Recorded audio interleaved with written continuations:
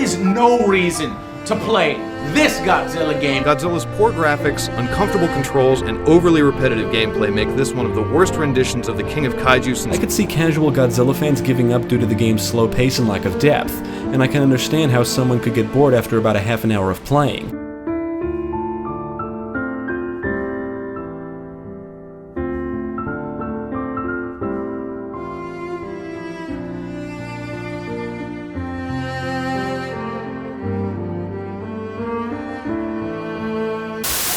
Sometimes games don't live up to expectations. Sometimes they don't even live up to the lowest expectations.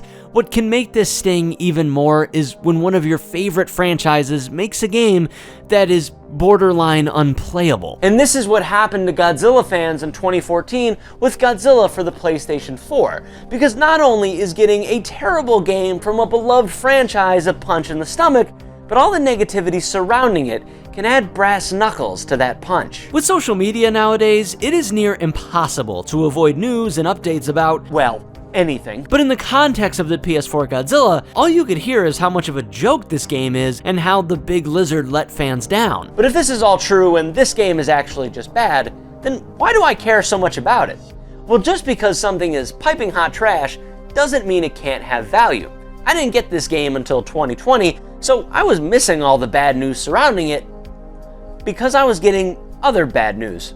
COVID-19 can be characterized as a pandemic. More than 200 now dead and nearly 10,000 confirmed cases. Countries around the world have now reported more than 1 million coronavirus cases. To understand how my story with this game came about, we need to look at Godzilla's history with video games. Godzilla has seen his fair share of games in the past, but sadly, a lot of them aren't great. Games going back to the NES and Super NES were often clunky and missed the point of what we want in a Godzilla game. Japan was lucky enough to get the game everyone actually wanted with Kaiju Daikasen, which features our favorite kaijus brawling in a 2D fighting game mimicking the likes of Street Fighter. Sadly, that game never came to the US to fulfill your monster-mashing childhood dreams, and while Japan was getting what we always wanted, we got this for the Game Boy.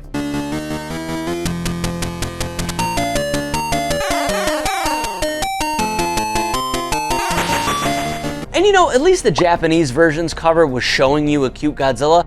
All the American cover art was tricking kids. As time went on though, people started figuring out what makes a good Godzilla game, and the Godzilla games from the PS2 era were amazing. My personal favorite, Godzilla Saves the Earth, gives me everything I could ever want. It is 3D kaiju fighting action in a city that you are destroying as you fight, the cast of kaiju is huge, the gameplay is a blast, they even have beam battles.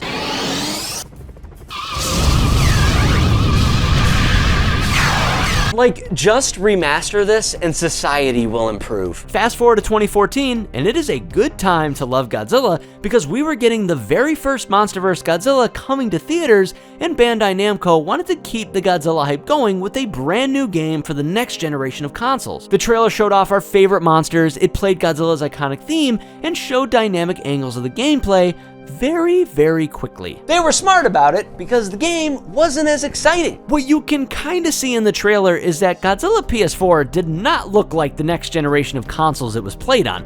I mean, this is the same console that brought us Ghost of Tsushima, so we could have easily made not so bland cityscapes and repeated buildings. The monsters move very slowly, and the controls use tank controls, meaning you use L1 and R1 to actually turn your kaiju. Admittingly, that one makes more sense because you are this big lumbering tank, but like, thumbsticks exist now. There is like kind of a story similar to classic Godzilla movies, but it is told through pictures, text, and some voiceover, and the gameplay is very repetitive. However, it did get a few things right. The game gives us 22 monsters. Some are different Godzillas throughout the years, popular monsters, larva forms of Mothra and Batra, and even my personal favorites like Space Godzilla and Biollante. Each one of these monsters have different attacks that reference their movies, and the monster graphics look much better than the environment. They tower over the buildings buildings and feel so heavy and powerful to use. They had a multiplayer where you can fight other monsters online, and though I barely got to play this given the lack of online players, I was able to dominate as Mothra for a bit, and it was a pretty good time. The game has a kaiju field guide that lets you unlock biographies of monsters from the Godzilla series, even ones that aren't in the game, and these bios go into detail about their attributes in movies. When playing, you get the option to see the game from a cinematic bystander's perspective that is reminiscent of the classic Godzilla films. And they even include a diorama mode that allows players to unlock monster models and objects to place them in different settings and create their own movie moments. I can't imagine a large amount of players wanting to spend time meticulously creating model sets in a video game, but there are a lot of Godzilla fans that would love this. I mean, Godzilla figures are amazing and they go for some serious cash.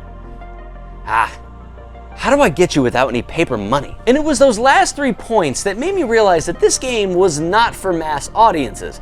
And though that might not be the best business strategy, this game was for hardcore Godzilla fans that don't just like Godzilla's cinematic history, they want to be immersed in it. And I think that that's the reason why this game helped me in such a difficult time. Like most people in 2020, my life was impacted by the COVID-19 pandemic. At first it was okay, Animal Crossing New Horizons just came out, my friends and I would play Quiplash over video chat, and I was really just starting Wires Don't Talk. But the pandemic didn't stop, and these fun activities began to lose their charm, and the real gravity of the situation started to set in. The virus was still spreading, people were losing their jobs, the whole pandemic became political, and I was stuck at home.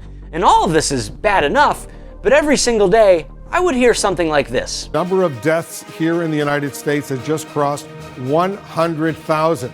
This world changed so quickly, and I was being bombarded with news telling me that if I leave my house, I will die. If I speak to someone, I will die. If I see my parents, I will die, and so will they. And this affected me. My journey with this anxiety and how I overcame it has a lot of stories, and anime, manga, and Japanese pop culture are all heavily involved, but those are videos for another day. But in this sea of dread, I needed comfort, so I needed to rely on somebody, and I turned to this guy.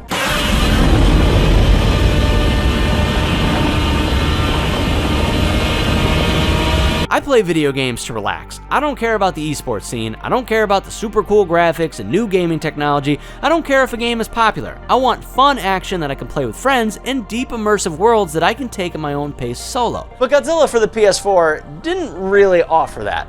But what it did offer was a much needed power trip. The game is super slow and clunky, like an actual kaiju. The game's graphics are pretty weak compared to the monsters, like the Godzilla movies that I love. The kaiju shoot, fight, and slam into buildings that break like miniatures, as if I was watching two grown men in rubber suits wrestle each other. The gameplay is incredibly repetitive, but when I was tired after a long day of worrying, I got to turn my brain off, repeat the same game loop over and over, and for a few hours, I became a kaiju. And turns out, Tel Aviv University conducted a study and found that doing repetitive tasks will have calming effects when feeling anxious, and it allows for people to manage the situation when other anxiety-causing situations are out of their hands. As I thought this world was burning around me, I transported myself to another world, except this time, I was doing the world burning. I was the star in my own Godzilla movie. I got to punch, smash, and blast away the anxiety, and it helped keep me calm as I began taking on my anxiety to get to mindfulness. I still return to this game at times, even 4 years later, with a much clearer mind. The game still fills me with power, and I smile as I tear through a city block. I'm not gonna sit here and say that this game is a secret masterpiece that all kaiju fans need to play. It's not. It's a flawed game that was clearly rushed in development. It is most certainly not worth the overblown resale prices you see on the internet from people just trying to take advantage of Godzilla fans. I got lucky how I got my hands on this.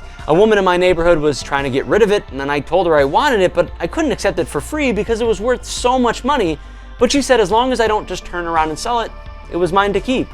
And that woman has no idea the comfort her act of kindness gave me, and honestly, in a weird way, this game was a form of light therapy to me as I began my mindfulness journey. And wait, doesn't health insurance cover therapy? Hi, I was hoping to use my insurance to cover a purchase for a Space Godzilla SH Monster Arts action figure. I just made a whole video on how Godzilla's therapeutic to me. The healthcare system in this country is a disaster.